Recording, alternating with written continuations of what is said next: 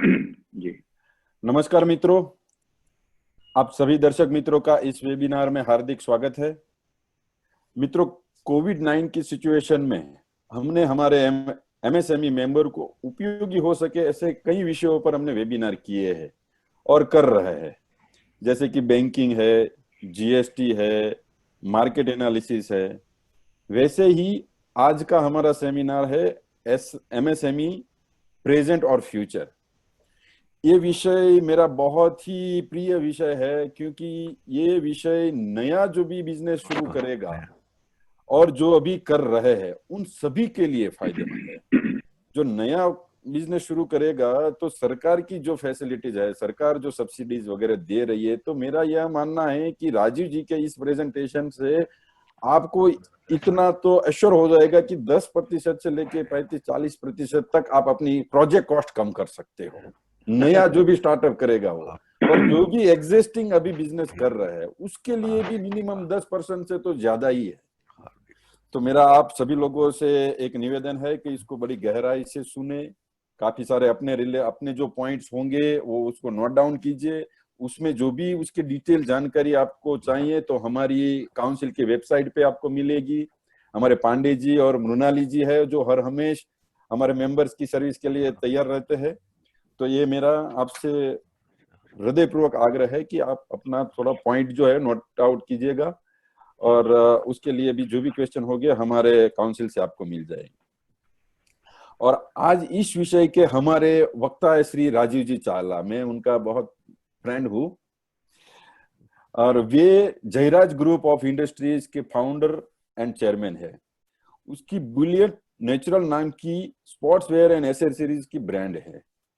Way integrated association of MSME enterprise of India के भी founder and chairman है, जो भारत का सबसे बड़ा विश्व स्तरीय मान्यता प्राप्त एसएमई नेटवर्क है। Rajiv ji ministry of MSME government of India के वर्किंग कमेटी के मेंबर है।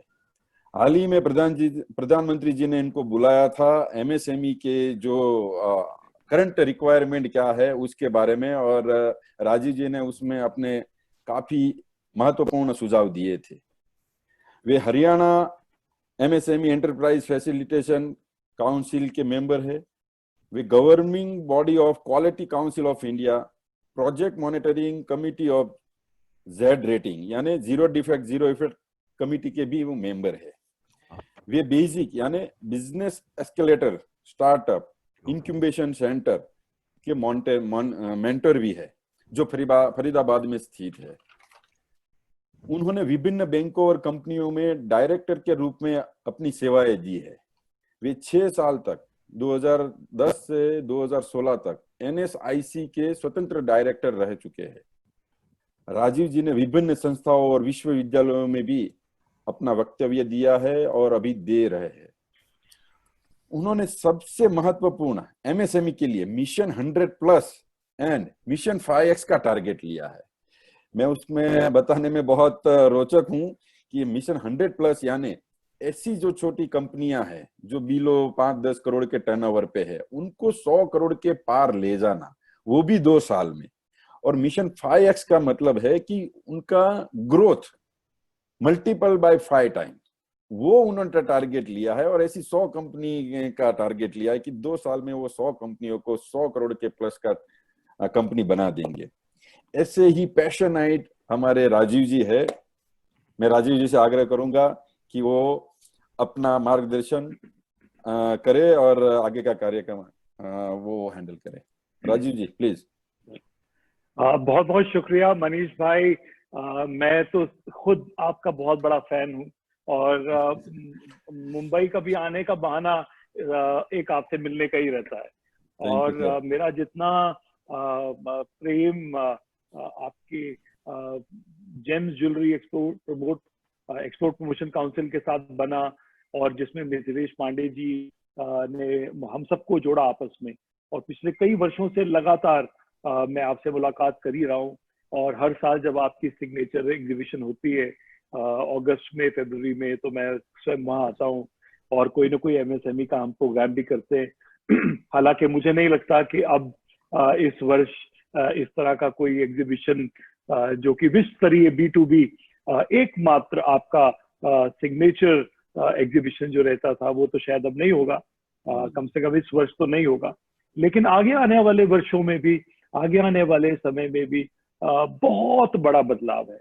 तो मेरे जितने साथी, मैं देख रहा हूँ कि लगभग 400 लोग ऑलरेडी पार्टिसिपेंट्स हमारे साथ हैं। तो मैं सभी GJEPC के इस प्लेटफॉर्म पे आए हुए अपने सभी साथियों का अभिनंदन करता हूँ और मित्रेश जी का धन्यवाद करता हूँ और मनीष भाई जी का कि उन्होंने मुझे आज मौका दिया आपसे बात करने का। मेरे पास एक छोटी सी प्रेजेंटेशन है और मैं प्रेजेंटेशन के माध्यम से अगर चलूंगा तो उसमें मुझे लगता है कि मैं ज्यादा फोकस्ड आपके साथ चर्चा कर पाऊंगा। तो मैं आई एम जस्ट इस प्रेजेंटेशन पर जा रहा हूँ और मैं कोशिश करूंगा कि इस प्रेजेंटेशन के माध्यम से मैं आपको कुछ शेयर करता हूँ। 1 सेकेंड लूंगा बस मैं। और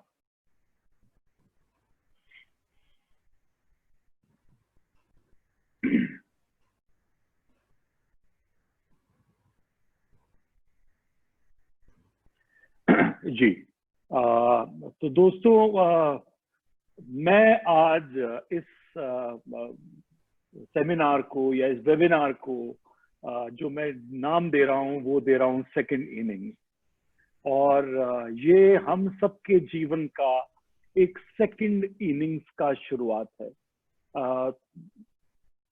इससे पहले कि मैं आगे बढ़ूं, मैं एक बात आपको बताना चाहता हूं, क्योंकि क्रिकेट हम सब लोग इंडिया में बहुत फॉलो करते हैं, तो मैं इसीलिए इसे क्रिकेट के साथ जोड़ रहा हूं कि आप समझ लीजिए एक टेस्ट मैच है और उसमें 2 टीम्स ने खेला और पहला इनिंग्स कंप्लीट हुआ और पहले इनिंग्स के बाद सेकंड इनिंग्स स्टार्ट हुआ।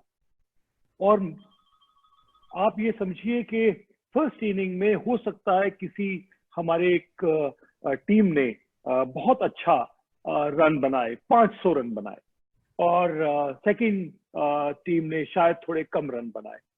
और अब पहला इनिंग समाप्त हुआ और सेकंड इनिंग प्रारंभ हो रहा है। और पहले इनिंग और सेकंड इनिंग में आप ये समझ लीजिए कि बहुत जोर से बारिश हो गई और पिच भी गीली हो गई, मैदान भी गीला हो गया, और अब सेकंड इनिंग प्रारंभ हो रही है। तो मैं एक बात आप सबसे कहना चाहूंगा कि पहली इनिंग में हो सकता है एक टीम ने 500 रन बनाए और दूसरी ने हो सकता है सिर्फ 200 बनाए, लेकिन अब सेकंड इनिंग जो प्रारंभ हो रही है, ये जरूरी नहीं है कि जिसने पहले 500 रन बनाए वो अब की बार भी 500 रन बनाएगा। हो सकता है अब की बार वो 50 या 100 के भीतर आउट हो जाए। और जिसने पहले बहुत कम रन बनाए, कोई जरूरी नहीं है कि अब की बार, हो सकता है पहले मैच में पेस बॉल ज्यादा चल रही थी और अब की बार स्पिन बॉल या गुगली बॉल ज्यादा चले। दोस्तों, इसी तरह से हम सबके जीवन में, जो हम बिजनेस से जुड़े हुए हम सब साथी हैं, हमारे जीवन में ऐसा ही एक बदलाव आया है। पहला इनिंग हमारे जीवन का, हमारे बिजनेस का यहाँ पर समाप्त होता है और अब नया एक इनिंग प्रारंभ हो रहा है। ये बात कभी कभी सुनने में यकीन नहीं होता, लेकिन मैं आप सब साथियों को ये बात बताना चाहता हूं कि पहले इनिंग में हो सकता है किसी ने ज्यादा रन बनाए, उसका फायदा उसको इस इनिंग में भी मिलेगा, क्योंकि पहले इनिंग में हमने 2 चीजें सीखी। पहला एक्सपीरियंस, दूसरा रिसोर्सेज। इन 2 चीजों को हमने कमाया। हमने एक्सपीरियंस भी कमाया, हमने से कुछ लोगों ने जो बिजनेस बहुत अच्छा किया उन्होंने साधन भी कमाए। लेकिन ये जो नया इनिंग की शुरुआत है, ये एक्सपीरियंस भी काम आएगा। ये जो साधन पहली इनिंग के हैं, ये सेकंड इनिंग में जरूर काम आएंगे। लेकिन क्या ये 2 चीजें पर्याप्त होंगी सेकंड इनिंग के लिए? ऐसा मैं नहीं मानता, क्योंकि सेकंड इनिंग की जो जरूरतें हैं और जो आवश्यकताएं हैं वो बिल्कुल डिफरेंट है। और इसीलिए हमारा ये मानना है कि एक तरह से जैसे कंप्यूटर में आप रीस्टार्ट का बटन दबा लेते हैं, या कभी कभी मोबाइल फोन हैंग हो जाता है और हम उसको स्विच ऑफ करके एक बार स्विच ऑन करते हैं, रीस्टार्ट करते हैं। ऐसे ही कुदरत ने, ईश्वर ने, भगवान ने हम सबके जीवन में एक रीस्टार्ट का बटन दबा दिया है। और रीस्टार्ट के बाद जो सामने हमें अभी दिख रहा है, अभी अंधेरा है, अभी कुछ क्लैरिटी नहीं है, एक अंधकार सा सामने है, सर्टेनिटी नहीं है। और इसीलिए हम सबके जीवन में ये बहुत पूरी तरह से एक नई चीज है। इस नई चीज की शुरुआत की मैं बातचीत करता हूं एक स्टॉर्म से। जैसे कि एक बहुत बड़ा समुद्र में तूफान हो और किश्ती अचानक उसमें फंस जाए, तो सामने रास्ता क्लियर नहीं है, ये तूफान कब तक छटेगा। और इस तूफान में हम में से बहुत साथी ऐसे हैं जिन्होंने पिछली बार और इस बार के बिजनेस में जिनके पास पिछली बार के हो सकता है बहुत ज्यादा बैंक लोन हो सकता है किसी ने पिछले 1 साल में 2 साल में बैंक से बहुत बड़ा लोन लेके 2-3 बड़े बड़े शोरूम बना दिए हों मॉल में। और ऐसे में तो आप देख रहे हैं कि आज बाहर की दुकान खुल गई है लेकिन मॉल की दुकान अभी आज भी बंद है, और शायद सबसे अंत में मॉल की दुकान ही खुल पाए।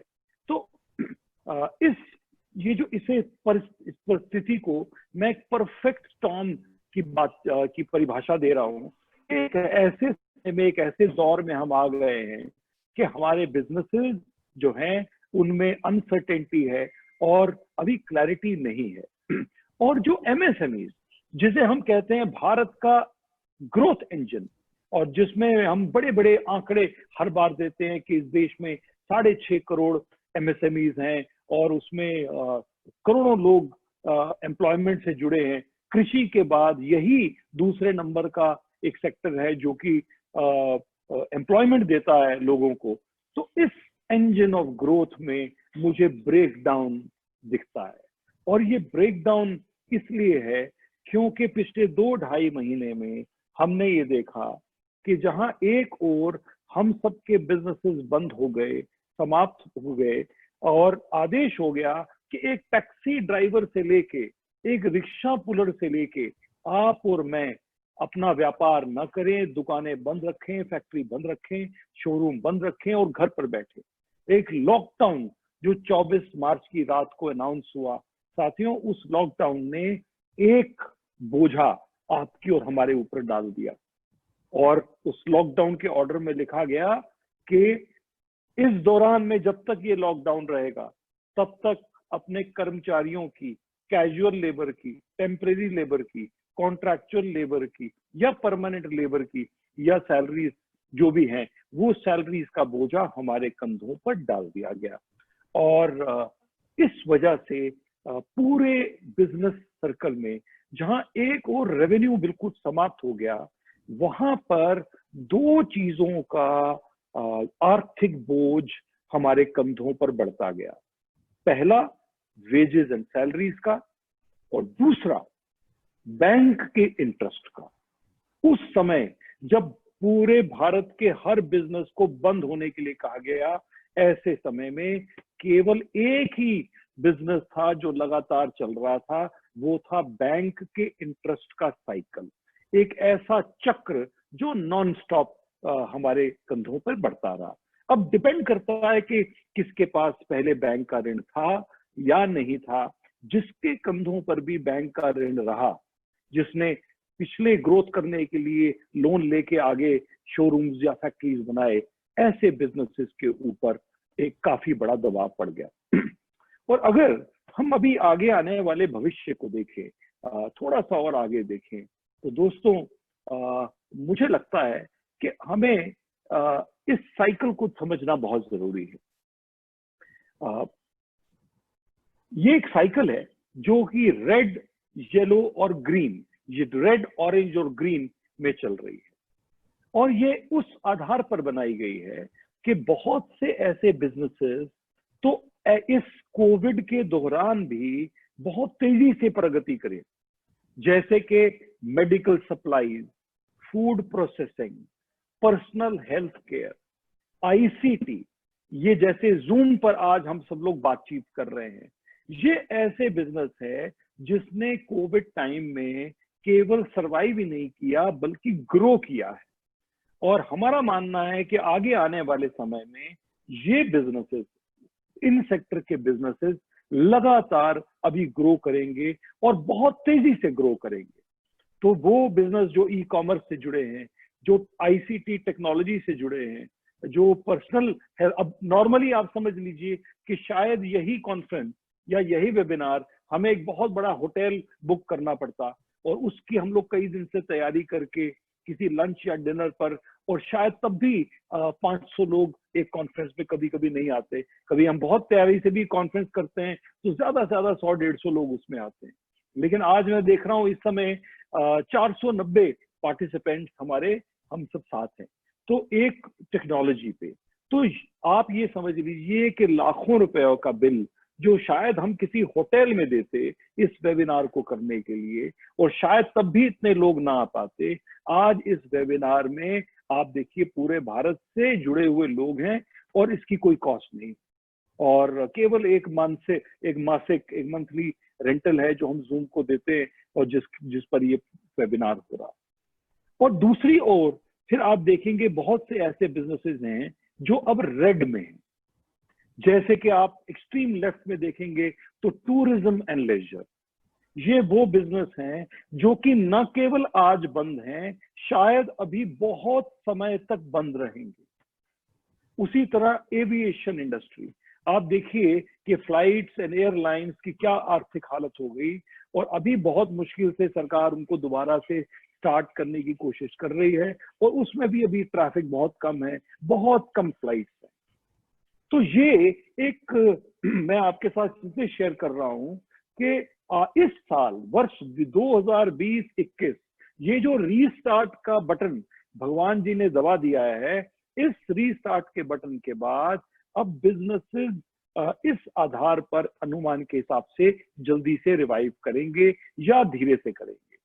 और चांस की बात यह है कि मेरे जितने साथी आज यहाँ पर जुड़े हैं जो जेम्स एंड ज्वेलरी के साथ जुड़े हैं, मुझे लगता है कि आपके बिजनेसेस के रिवाइवल में अभी और अधिक समय लगेगा, क्योंकि आपका जो बिजनेस है बहुत हद तक एक लग्जरी सेगमेंट के साथ आता है या मैरिज सेगमेंट के साथ आता है। और इस साल आप देख रहे हैं कि मैरिजेस पोस्टपोन भी हो रही हैं, मैरिजेस के बजट कट डाउन हो रहे हैं। अभी 50 ही लोग एक मैरिज में शामिल फिलहाल हो सकते हैं, वो भी बहुत सारे डिस्टेंस के साथ। तो हर चीज का बजट कट हो रहा है, जो लग्जरी सेगमेंट से, एंटरटेनमेंट सेगमेंट से, ट्रैवल से, टूरिज्म से, इन सेगमेंट्स के साथ जुड़ा है। तो कुछ बिजनेसेस तो शायद बहुत तेजी से रिवाइव कर जाएंगे। उदाहरण के लिए साइकिल इंडस्ट्री, मोटरसाइकिल इंडस्ट्री, ये दो ऐसी उद्योग हैं जो हमें लग रहा है कि शायद थोड़ा जल्दी रिवाइव कर जाएंगे। वजह यह है कि आज कोई बसों में धक्के खाते हुए काम पर जाता है, या कोई 5-5 लोग ऑटो रिक्शा में बैठ के कहीं जाते हैं, या ओला कैब शेयर करके कुछ लोग अभी ऑफिस जाते हैं। शायद वो चाहेंगे कि एक मोटरसाइकिल ले लें, हेलमेट पहन लें और बिल्कुल सेफ दूरी बना के हम अकेले ऑफिस जाएं और अकेले ऑफिस से आए। तो परिवार को सुरक्षित रखने के लिए, स्वयं को सुरक्षित रखने के लिए अगर एक साइकिल या एक मोटरसाइकिल हम खुद चला लें, बजाय इसके कि एक भरी हुई बस में या भरी हुई ट्रेन में, लोकल ट्रेन में बैठ के हम काम पर जाएं, तो इस वजह से ये दो सेक्टर ऐसा हमें दिख रहा है कि शायद जल्दी रिवाइव कर जाएंगे। उसी तरह IT sector, health sector, pharma sector, hospital के लिए आप कुछ भी बनाते हैं, हॉस्पिटल के लिए चाहे कोई बेड बनाता हो, चाहे चादर सप्लाई करता हो, चाहे ग्लव्स सप्लाई करता हो, पॉइंट ये है कि आज ये वर्ष 2020 के बाद जो चेंज इस दुनिया में आया है दोस्तों, न इस पृथ्वी को, इस देश को, न तो अब न्यूक्लियर आर्म्स की आवश्यकता है, न बड़े बड़े F-16 जेट फाइटर्स और आर्म्स की विदेशों से लेने की जरूरत है। आज देश को जरूरत है हॉस्पिटल्स की। आज देश को जरूरत है कि हम डिफेंस जितना बजट, हमारे हेल्थ सेक्टर का बजट होना चाहिए। और इस देश में आज जो सबसे बड़ी चीज सामने आ रही है वो हेल्थ सेक्टर की अपर्याप्त जो हमारी कमी है वो खल रही है। तो आज किसी फैमिली से प्रायोरिटी पूछिए तो हो सकता है कि हमारे बहुत से साथी अभी तक एक अपना मेडिकल इंश्योरेंस भी नहीं कराते थे, अपना मेडिक्लेम पॉलिसी भी नहीं लेते थे, लेकिन आज वो पॉलिसी सबसे जरूरी हो गई है। और बिना उस पॉलिसी के घर के बाहर कदम रखना, अपने परिवार को जोखिम में डालना, चाहे हमें कुछ भी हो, पॉइंट ये है कि अगर कोई व्यक्ति बीमार हो जाए तो उसका परिवार का कितना नुकसान होगा, इन सब चीजों को समझना आगे के लिए जरूरी है। अगर हम केवल इस वर्ष हम अपने बैलेंस शीट्स पर एक नजर मारें, हमारे कई साथी हैं जो बहुत अच्छे नामी बिजनेसमैन हैं, मनीष भाई और हमारे कई साथी ये उस लेवल के एक्सपोर्टर हैं कि पूरे देश को, पूरे हम सब इन पर नाज करते, और भी कई हमारे साथी, लेकिन कई छोटे बिजनेसेस भी हैं। लेकिन ये एक ऐसा वर्ष है, मैं बिना बैलेंस शीट देखे, बिना मनीष भाई की बैलेंस शीट को देखे मैं ये बात कह सकता हूं कि ये वर्ष तो इनके बैलेंस शीट में भी लॉस आने वाला वर्ष। और उसका फंडामेंटल रीजन ये है कि जहां खर्चे 12 महीने के होंगे, ऑलरेडी अप्रैल और मई 2 महीना, ऑलमोस्ट 2 महीना बीत गया, हमारी सेल 0 है। हो सकता है किसी ने कुछ छोटा मोटा एक्सपोर्ट किया हो किसी पुरानी कमिटमेंट का। मुझे नहीं लगता है कि पूरे विश्व में अभी कोई जेम्स, ज्वेलरी या इस तरह के डायमंड ट्रेड की समय बातें बहुत ज्यादा हो रही हैं। आज की देश में, आज की समय में लोग केवल अपनी बुनियादी जरूरतों को पूरा कर रहे हैं। तो हम ऐसे समय में अगर देखें कि इस वर्ष हमारे पास रेवेन्यू कितना आएगा, पिछले वर्ष के मुकाबले में ज्यादातर बिजनेसेस 6 से 9 महीने का ही आर्थिक सेल कर पाएंगे। लेकिन ये 6 से 9 महीने भी वो ट्रेड हैं जो कि ग्रीन और ऑरेंज में है। जो रेड जोन का ट्रेड है, रेस्टोरेंट किसी ने खोला, किसी ने में सिनेमा हॉल बनाया, किसी ने एंटरटेनमेंट पार्क लगाया, या शोरूम्स बड़े बड़े लेके मॉल्स में बनाए, ये साल उनका टूरिज्म, ट्रैवल, इन सब से रिलेटेड बिजनेसेस पे जो आर्थिक इंपैक्ट होगा वो कई गुना ज्यादा होगा। तो जब आप अपनी बैलेंस शीट बनाएं इस साल की, मैं सब साथियों से कहूंगा कि आप अपने लिए जरूर एक कैश फ्लो प्रोजेक्शन बनाएं इस साल का। ये पहली चीज मैं आप सबसे कह रहा हूं कि आप सब लोग एक कैश फ्लो प्रोजेक्शन बनाएं और प्रोजेक्शन के बेस पर देखें कि इस साल आपको रेंट कितना देना है, सैलरीज कितनी देनी है और खर्चे कितने हैं, और उसके अगेंस्ट आपके पास रेवेन्यू कितना है। और जब भी हम ये प्लॉटिंग करते हैं, हमने ये देखा कि शायद लगभग सभी एमएसएमई, लगभग सभी छोटे उद्योग इस वर्ष जो है शायद वो नुकसान में बैलेंस शीट लेके आएंगे। अब इसका एक और इम्पैक्ट पड़ने वाला है। इसका इम्पैक्ट ये है कि हो सकता है पिछले वर्ष तक मेरा बिजनेस बहुत अच्छा था, बैलेंस शीट बहुत अच्छी थी, उसके आधार पर मेरा बैंक केवल 8% पे मुझे लोन देता था। 8.25% पे मेरे बैंक ने मुझे लोन दिया हुआ। मैंने स्वयं अपने प्रोजेक्ट्स पिछले 2 वर्षों में लगाए और जितना लोन चाहूं मिलता था, क्योंकि आपकी बैलेंस शीट स्ट्रांग है। और केवल 8 से 8.25% पे डोमेस्टिक प्रोजेक्ट्स के लिए भी मैंने स्वयं लोन रेज किया। लेकिन जब इस साल की बैलेंस शीट नेगेटिव की बनेगी, जब हम अगले वर्ष में कदम रखेंगे मार्च 2021 के बाद, तब यही बैंक मेरी लॉस मेकिंग बैलेंस शीट को देखकर हो सकता है अपनी रेटिंग चेंज कर ले, और मेरे बिजनेस का जो इंटरेस्ट है, जो अभी केवल 8 या 8.25% पे ऋण है, शायद नेक्स्ट ईयर उसकी रेटिंग बढ़कर 10%, 10.5% हो जाए, क्योंकि बिजनेस की रेटिंग चेंज हो गई।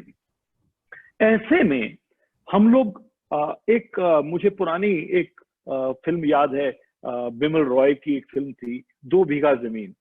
और पुरानी हम लोग फिल्म देखते थे, और वह एक जमाने में एक गरीब किसान हुआ करता था, और वो किसान ऋण लेता था, और फिर उस ऋण को चुकाने के लिए वो फिर से ऋण लेता था, और वो एक चक्रवर्ती ब्याज में भी फंस जाता था, और उस ब्याज की वजह से अक्सर उसके जीवन खराब रहता था। और इसीलिए मैं सब साथियों से कहूंगा कि अपना डेट साइकिल को कैलकुलेट करना बहुत जरूरी है। आज से 2 महीने पहले, केवल 2 महीने पहले, हम उसे बड़ा बिजनेसमैन कहते थे, हाई पोटेंशियल बिजनेसमैन कहते थे, जिसकी बैलेंस शीट के आधार पर बैंक उसको 2 करोड़, 5 करोड़, 20 करोड़ का लोन तुरंत दे दे और उसकी रेटिंग अच्छी हो और उसको लोन मिले और वो 10 शोरूम और बनाए, 4 फैक्ट्रियां और लगाए। लेकिन आज आप सडनली अगर देखें कि इतना दिक्कत है ऐसे बिजनेसेस को अपने पुराने लोन को सर्विस करने में कि शायद हमें लगता है कि आज सबसे सुखी वो जिसने ऋण नहीं लिया या जिसका ऋण बहुत ही कम है, जिसने एटलीस्ट किसी का देना नहीं। और ये बहुत ही क्रिटिकल समय है अपने कैश फ्लो को समझने का। और वर्ष 2020-21 में डेट, उधार, एक सबसे इंपॉर्टेंट चीज होगा जो तय करेगा कि हम में से कितने बिजनेस 2021-22 देखेंगे या नहीं देखेंगे। तो वर्ष 2021 में जो सबसे बड़ी चीज है वो डेट है, जो तय करेगी कि आगे आने वाले समय में हम कैसे कर पाए। और इसीलिए मैं पहली एक बात सभी साथियों से कहना चाहूंगा। अभी आपने देखा पिछले दिनों सरकार ने कुछ स्कीम्स दी थी जिसमें उन्होंने कहा है कि बैंक्स आपको इमीडिएटली 20% आपके लोन का एक्स्ट्रा इमीडिएट देंगे, जिसकी गारंटी भारत सरकार लेगी। ये एक बहुत बड़ा पैकेज भारत सरकार ने दिया। दोस्तों, मैं यहां एक इंपॉर्टेंट बात आपसे कहना चाहता हूं। मार्च का जीएसटी अभी देना बाकी है। पिछले वर्ष का 19-20 का इनकम टैक्स शायद देना अभी बाकी है। जो 19-20 में हम लोग इनकम टैक्स सेविंग के लिए इंश्योरेंस के प्रीमियम्स वगैरह देते थे, अभी वो देना बाकी है।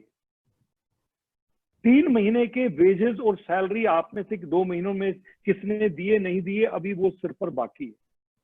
और क्योंकि इंस्टॉलमेंट्स भी बैंक लोन की डेफर कर दी थी 3 महीने के लिए सरकार ने, मार्च, अप्रैल, मई में, तो वो सब भी देना बाकी है। तो 30 जून तक हमने अभी पिछले 3 महीने में जो हमारे ड्यूज इकट्ठे हो गए हैं, GST, TDS, TCS, income tax, saving, ESI, provident fund, depending के हमें से किस उद्योग में क्या क्या चीज लगती है, बैंकों का इंटरेस्ट, बैंकों की इंस्टॉलमेंट, इन सब की देनदारी ऑर्गेनाइज्ड इंडस्ट्री पर इतनी अधिक है जो 30 जून से पहले क्लियर करनी। और ये जो 20% एक्स्ट्रा ऋण मिल रहा है, हमने पिछले दिनों एक सर्वे किया, उस सर्वे में हमने पाया कि ये जो 20% एक्स्ट्रा ऋण है, शायद ये केवल इन 3 महीनों के आपके पुराने ड्यूज की ही भरपाई कर पाए। फिर बिजनेस में पेमेंट साइकिल अगर 2 महीना मान लें, ये मान लें कि 2 महीना में हमारा पेमेंट मिलता है, तो हमने मिड में मार्च के बाद सेल नहीं किया, अप्रैल में कोई सेल नहीं किया, मई में अभी कोई सेल नहीं किया। इसका मतलब ये हुआ कि जून में, जुलाई में और 15 अगस्त तक हमें कहीं से पेमेंट आनी भी नहीं, क्योंकि हमने माल बेचा ही नहीं पिछले 2.5 महीने में। तो अगले 2.5 महीना पेमेंट अभी आना ही कहीं से नहीं। तो ऐसा बिजनेस का जाम एक लगा है। और वो बिजनेस जो बहुत अच्छा ट्रेड करते हैं, उधार भी करते हैं, 30 दिन, 60 दिन, 90 दिन की पेमेंट साइकिल पर काम करने वाले उद्योग, अभी अगले 2-2.5 महीना तो उनकी पेमेंट कहीं से आनी भी नहीं। और पुराने ड्यूज को चुकाने के लिए अगर बैंक से कुछ एक्स्ट्रा ऋण ले लिया, तो याद रखिए ऐसा न हो कि ये एक जाल बन जाए हमारे लिए लोन का। और इसीलिए मैं ये स्लाइड आप सबसे कह रहा हूं कि सबसे पहले अपने आज के बिजनेस का ऋण, डेट, देनदारी, उसको कैलकुलेट करिए। कितने आपके क्रेडिटर हैं, कितने बैंक के फंड्स हैं या और कहीं से आपके लोन्स हैं, और उसी के हिसाब से तय करिए कि अब आपने कितने लोन इस समय में लेने हैं। और इसीलिए एक और सरकार जिसे आर्थिक पैकेज या आर्थिक सहायता कह रही है, वो किसी के लिए सहायता हो सकती है, लेकिन किसी के लिए एक डेट का ट्रैप भी हो सकती है कि एक ऋण को चुकाने के लिए दूसरा ऋण लिया, फिर इसको चुकाने के लिए आगे और ऋण कैसे लेंगे। तो ऋण पर हमने नहीं चलना। इसीलिए मैं पहली सलाह जो अपने सब साथियों से दूंगा वो यही दूंगा कि ऋण एक्स्ट्रा तभी लीजिएगा जब आपको आगे बिजनेस दिख रहा हो। एक किस्त चुकाने के लिए दूसरा ऋण लेना हमारे लिए ज्यादा मुश्किल का बात बनेगा, और ये मैं सभी अपने एमएसएमई साथियों को सलाह दे रहा हूं। ये वक्त है अपने खर्चों को चेक करने का, अपने वेस्टफुल एक्सपेंडिचर्स को रोकने का, और केवल उतना ही ऋण नया लेना बैंक से जिसमें के आगे बिजनेस में लगने की संभावना। दूसरी इंपॉर्टेंट सलाह, एक और जहां सरकार ने अब 3 से 6 महीना कह दिया है कि अगले 6 महीने तक भी आपकी अगर कोई पुरानी किस्त चल रही है तो अब आप नहीं भी देंगे, इंटरेस्ट नहीं भी देंगे तो चलेगा। तो अब आपकी किस्त मार्च से डेफर हुई तो अब अगस्त तक ये किस्त डेफर है, आप सितंबर में इस किस्त को चुका सकते हैं। 2 बातें याद रखिए। पहली, ये जितने किस्तें आपने डेफर की वो सारी आपके असल में जुड़ेंगी, और इस दौरान 6 महीने के दौरान जितना इंटरेस्ट आपने नहीं पे किया वो भी आपके प्रिंसिपल पेमेंट में असल में जुड़ेगा, और उसके ऊपर फिर आपकी किस्तें बाद में प्रारंभ होंगी। तो पहली चीज याद रखिए कि ये कंपाउंडेड इंटरेस्ट, ये चक्रवृद्धि ब्याज का इंटरेस्ट है जो आगे आने वाले समय में पड़ेगा। इसीलिए दूसरी सलाह मेरी ये है कि यदि कोई हाई कॉस्ट इंटरेस्ट आपने बैंक से लिया हुआ है, हाई कॉस्ट फंड, तो ऐसे फंड्स को डेफर मत करिए। कई लोग क्रेडिट कार्ड का इस्तेमाल करते हैं, क्रेडिट कार्ड पे 36% से 45% तक इंटरेस्ट होता है। तो आप कोशिश करिए कि अगर हाई इंटरेस्ट पे अगर कोई फंडिंग है तो सबसे पहले उस लोन को समाप्त करना है, और ये बहुत ही इंपॉर्टेंट चीज है हम सभी को अपने बिजनेसेस को देखने के लिए। तीसरी इंपॉर्टेंट चीज, सेव एवरी पेनी। इस समय जो आपके बैंक में जमा पूंजी है, थोड़ी है या बहुत है, आप उसको संजो के रखिए। याद रखिए बहुत समय तक शायद इतनी यही पूंजी आपके काम आएगी, क्योंकि अभी सेल नहीं हो रही है, नई पूंजी नहीं आएगी, और इसीलिए केवल इसी पूंजी से आपने अपनी कैश प्लानिंग करनी है। इसके आधार पर आपके जो फिक्स्ड एक्सपेंसेस हैं, आपके जो इंपॉर्टेंट कारीगर हैं, आपके जो इंपॉर्टेंट साथी हैं आपकी टीम में जिनके साथ आप काम करते हैं, या फिर से आगे अपने बिजनेस को रिवाइव करना चाहेंगे, तो उन लोगों को रिटेन करके रखना जरूरी है। और जाहिर है उसकी भी एक कॉस्ट है, वरना आपकी टीम आपसे खो सकती है, और अगर टीम खो गई तो सेकंड इनिंग का मैच कैसे खेलेंगे।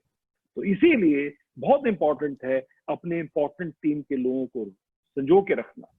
और ये भी ध्यान रखिएगा कि अब की बार जो ये नया इनिंग प्रारंभ हो रहा है, ये एक ऐसा समय आया है कि अब हमें अपने, अगर हम आपके ऑफिस में, मेरे ऑफिस में अगर कोई पीएन भी है, अगर कोई सफाई कर्मी भी है जो आता है सफाई करके चले जाता है, अब हमें ये भी देखना है कि सफाई करने के बाद वो कहाँ रहने जाता है, किस जगह पे रहता है, किन के साथ उठता बैठता है, उसकी आसपास की कंडीशन क्या है। ऐसा तो नहीं है कि नेक्स्ट डे जब वो वापस काम पर आए तो भगवान न करे अपने साथ कोई कोरोना या कोई और वायरस लेके दफ्तर में आए या फैक्ट्री में आए और बाकी कर्मचारियों को संक्रमित करे। तो ये वक्त है हमें अपने साथियों को, अपने टीममेट्स को पर देखने का, न केवल ऑफिस के 8 घंटे या 10 घंटे के वातावरण का, बल्कि उनकी पूरी जीवन प्रणाली पर हमें देखना है, उन्हें गाइड करना है, ताकि, क्योंकि घर में सबने जाना है और अगले दिन फिर जब काम पर आना है तो काम करने की जो कंडीशंस हैं वो पूरी तरह बदल चुकी।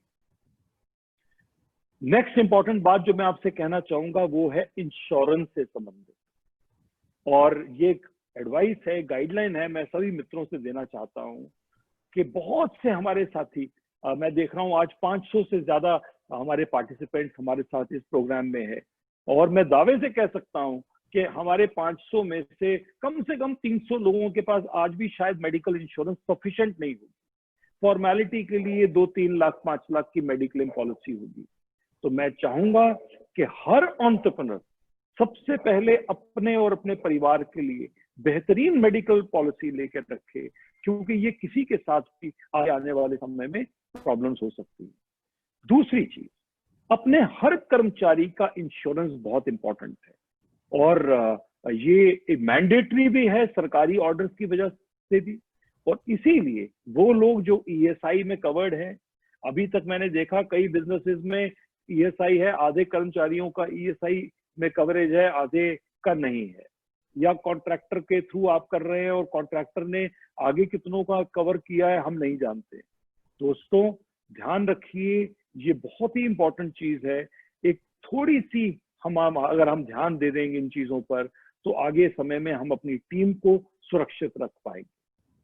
और लास्टली, स्पेशली वो लोग, और ये एडवाइस वैसे तो सभी के लिए है, लेकिन खास तौर से उन लोगों के लिए जिन्होंने बैंक लोन या बैंक लायबिलिटीज जिन्होंने ली होती है, कि अपने जीवन का इंश्योरेंस भी इतना जरूर कराइए कि लायबिलिटीज आपकी इंश्योर हो जाएं, क्योंकि भगवान न करे किसी के साथ कुछ हो, कम से कम अपने परिवार के लिए बैंकों का उधार हम छोड़ कर न जाएं।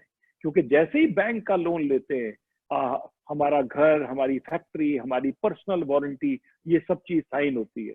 और जहां एक डायरेक्टर पर्सनल गारंटी साइन करता है दोस्तों, वो केवल अपनी एसेट साइन नहीं करता, मेरा तो मानना है कि वो अपने परिवार और नेक्स्ट जनरेशन का भविष्य भी बैंक के साथ गिरवी रख देता है, जैसे ही हम पर्सनल गारंटी साइन करते हैं।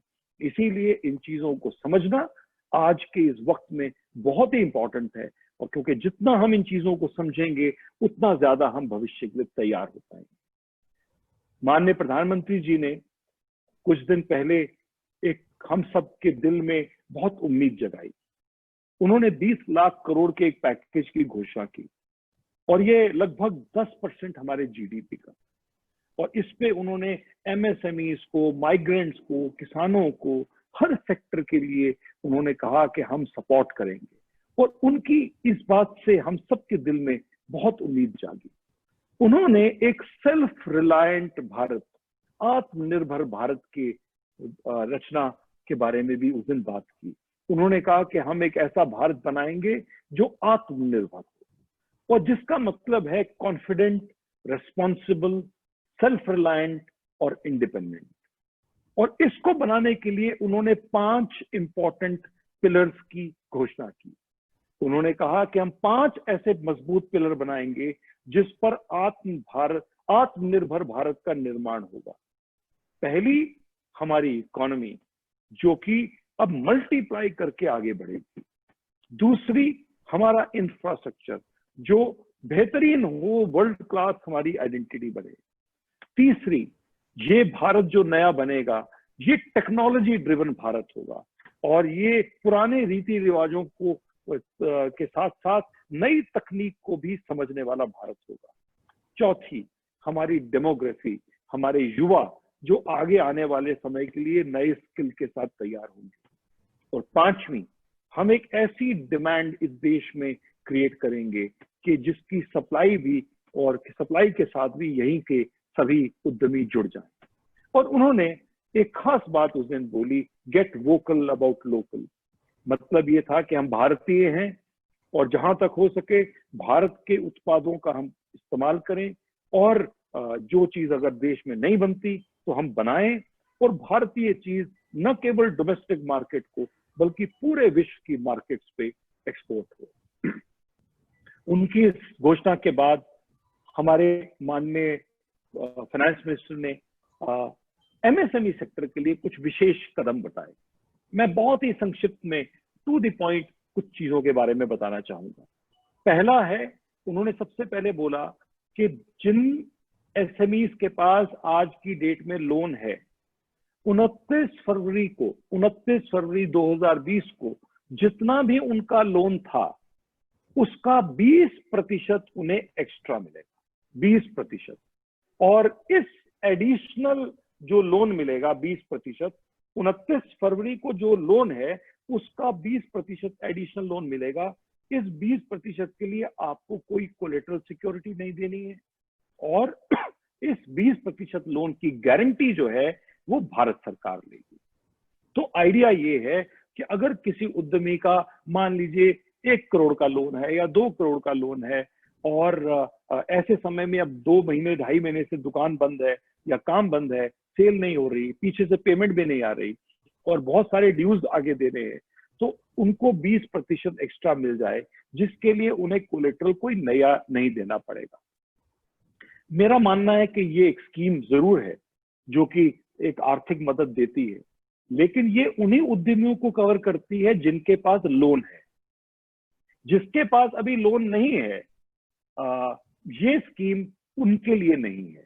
ये केवल उन बिजनेसेस के लिए है जिनके पास एग्जिस्टिंग लोन 29 फरवरी की डेट में था और उन्हें 20% अधिक मिलेगा और बिना किसी एक्स्ट्रा कोलेट्रल के। याद रखिए, जब आपने लोन पहले लिया था तो आपने घर, फैक्ट्री या स्टॉक पहले ही बैंक में गिरवी रखा हुआ, तो आपको एडिशनल कोलेट्रल देने की जरूरत नहीं है, क्योंकि आपका कोलेट्रल तो वहां पर ऑलरेडी रखा ही है। लेकिन नए उद्यमी इसमें कवर नहीं होते हैं। दूसरी स्कीम उन्होंने बनाई कि वो बिजनेसेस जो कि खराब चल रहे हैं, जो कि स्ट्रेस में हैं, एनपीए हो चुके हैं, उन बिजनेसेस को रिवाइव करने के लिए एक स्पेशल स्कीम, जिसको सबऑर्डिनेट डेट स्कीम कहा गया, वो स्कीम की घोषणा हुई। तीसरा उन्होंने एक स्कीम बनाई, मदर ऑफ फंड्स, और मदर ऑफ फंड्स में उन बिजनेसेस को फायदा होगा जिन बिजनेसेस में आगे बहुत तेजी से बढ़ने की संभावना है और जो कल को स्टॉक एक्सचेंज में लिस्टिंग भी हो सकते हैं। तो जाहिर है कि हमारे एमएसएमई सेक्टर के ज्यादातर लोग, 90-95% लोग इसका फायदा नहीं ले पाएंगे, क्योंकि ये केवल हाई टेक्नोलॉजी या बहुत हाई पोटेंशियल एमएसएमई के लिए है। हमारे सर्कल में मुझे नहीं लगता कि कोई इसका फायदा उठा पाएगा। चौथी उन्होंने इंपॉर्टेंट एक घोषणा और की, जिसमें एमएसएमई सेक्टर की परिभाषा, डेफिनेशन को बदलने की बातचीत कही। और उन्होंने कहा कि एमएसएमई सेक्टर, जिसकी अभी तक इन्वेस्टमेंट इन मशीनरी के आधार पर डेफिनेशन था कि माइक्रो में निवेश 25 लाख तक रहता था मैन्युफैक्चरिंग में, और स्मॉल मैन्युफैक्चरिंग में 5 करोड़ तक की मशीनों का, और मीडियम में 5 करोड़ से 10 करोड़ का, और 10 करोड़ से अधिक की इन्वेस्टमेंट वाली इंडस्ट्री को हम लार्ज कहते थे। इस परिभाषा को सरकार ने अनाउंस किया कि वो बदलेंगे, और उन्होंने कहा कि अब माइक्रो जो है वो 5 करोड़ तक के निवेश की बिजनेस को हम माइक्रो मानेंगे, और 5 से 10 करोड़ तक के हम स्मॉल मानेंगे, और 10 करोड़ से ऊपर जो बिजनेस है 20 करोड़ तक, उसे हम मीडियम मानेंगे। और इस परिभाषा का उन्होंने अनाउंसमेंट की, और ये भी बोला कि मैन्युफैक्चरिंग और सर्विस सेक्टर के लिए सेम डेफिनेशन ये रहेगी। और इसके साथ साथ उन्होंने एक अच्छा, माइक्रो सेक्टर की निवेश सीमा 1 करोड़ 25 लाख से बढ़ा के 1 करोड़ की गई थी, मैं करेक्ट कर रहा हूं अपने को। और इसके साथ साथ उन्होंने टर्नओवर का एक क्राइटेरिया इसमें साथ में जोड़ा, और उन्होंने जोड़ा कि 5 करोड़ तक के टर्नओवर के यूनिट्स को हम माइक्रो यूनिट्स कहेंगे, और 50 करोड़ तक के टर्नओवर के यूनिट को हम स्मॉल कहेंगे, और 50 से 100 करोड़ तक के टर्नओवर वाले यूनिट को हम मीडियम इंडस्ट्रीज कहेंगे। अब 2 परिभाषाएं सामने लेके आई, लेकिन टर्नओवर की जो सरकार ने अब की बार अनाउंसमेंट की है, ये पहले से अपनी ही अनाउंसमेंट को उन्होंने डाइल्यूट किया है, उन्होंने कम किया है। आज आपको याद होगा, आज से 2.5 वर्ष पहले माननीय प्रधानमंत्री जी ने घोषणा की थी, हमारे कैबिनेट ने निर्णय लिया था कि 75 करोड़ तक के बिजनेस को हम स्मॉल मानेंगे और 250 करोड़ तक के यूनिट को हम मीडियम मानेंगे। लेकिन 2-2.5 वर्ष के बाद जब सरकार ने फाइनली इस अनाउंसमेंट को किया, उसमें इस परिभाषा को डाइल्यूट किया गया है, और स्मॉल 5 करोड़ तक के टर्नओवर और 100 करोड़ तक को मीडियम माना गया है। इस संबंध में हमने माननीय एमएसएमई मंत्री श्री नितिन गडकरी जी से और सभी अपने पॉलिसी मेकर्स से रिक्वेस्ट किया है। हो सकता है सरकार जल्दी ही इस परिभाषा पर एक बार फिर से विचार करेगी, क्योंकि अगर ऐसा नहीं हुआ तो हमारे खासकर जेम्स एंड ज्वेलरी सेक्टर के तो सैकड़ों लोग वैसे ही बाहर हो जाएंगे इससे। वजह यह है कि हो सकता है मैं लोहे का आइटम बनाता हूँ, प्लास्टिक का आइटम बनाता हूँ, तो उसमें रॉ मटेरियल की वैल्यू कुछ भी नहीं है, और आप जो वैल्यू, आपका जो रॉ मटेरियल है, diamond jewellery, gold jewellery, James, precious James, ये जो ज्वेलरी आप बनाते हैं तो इसमें रॉ मटेरियल की कॉस्ट कई गुना है। तो ऐसे में सरकार कैसे एक ज्वेलरी सेक्टर से जुड़े हुए लाखों हमारे एंटरप्रेन्योर्स को इसका नुकसान ना हो, तो इन सब बातों पे हमने पॉलिसी मेकर्स का ध्यान लेके आए हैं। और जीजेईपीसी के माध्यम से भी हमें जरूर इस बात को लेके जाना है, क्योंकि वरना हमारे लाखों जो ज्वेलरी सेक्टर के लोग हैं वो इससे वंचित न रह जाएं। पांचवी इंपॉर्टेंट चीज सरकार ने की कि जब भी कभी कोई बड़ा ग्लोबल टेंडर होगा, जो टेंडर 200 करोड़ तक का टेंडर आएगा, उसे ग्लोबल नहीं करेंगे। वरना होता ये था कि कभी कोई 50 करोड़ 100 करोड़ की भी सरकार की रिक्वायरमेंट है तो उसको ग्लोबल टेंडर दे दिया जाता था, तो हमारे छोटे छोटे उद्योग उसका फायदा नहीं उठा सकते थे।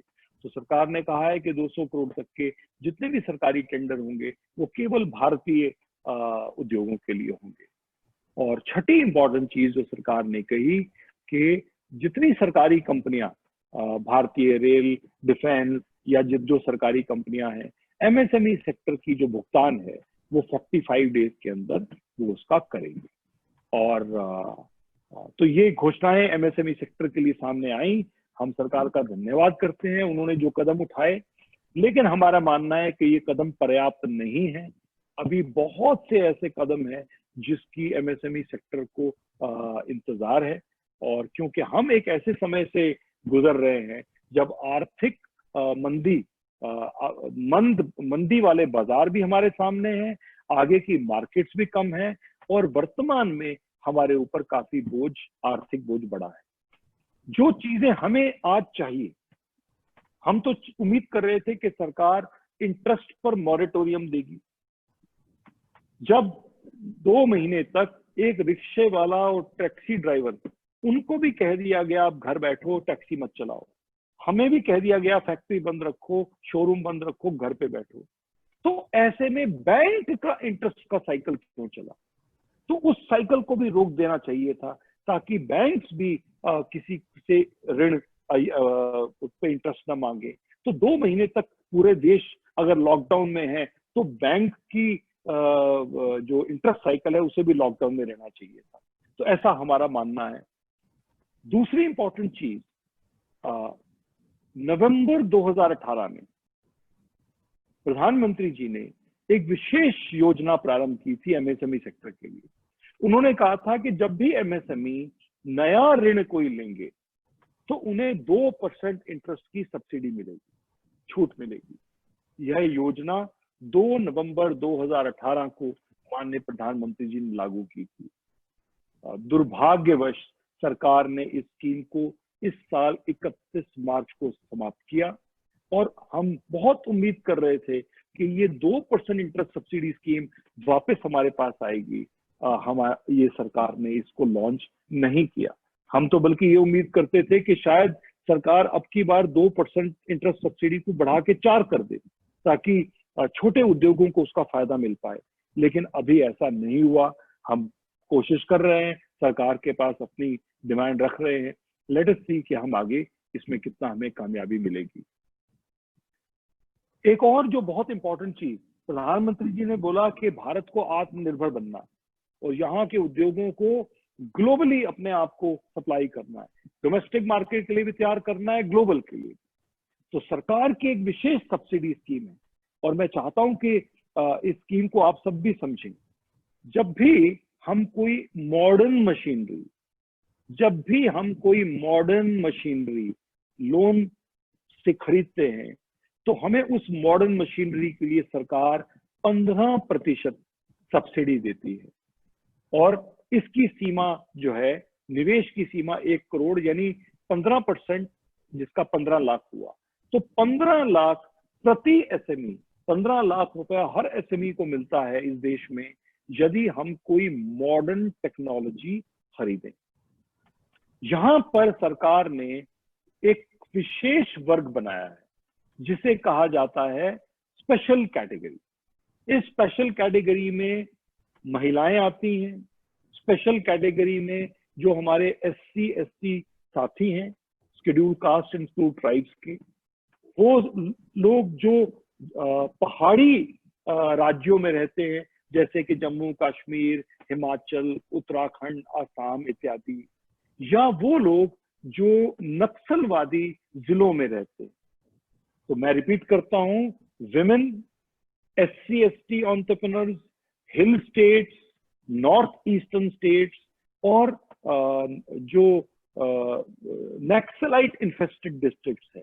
तो ऐसे ये जो स्पेशल कैटेगरी है, ये कोई भी मशीन खरीदें, चाहे मॉडर्न मशीन खरीदें, चाहे ऑर्डिनरी मशीन खरीदें, जी मैं तो ये समझता हूं कि वो केवल एक पेचकस या हथौड़ी खरीदें, जो भी मशीन वो खरीदेंगे लोन लेकर, उन्हें 15% सब्सिडी मिलती है।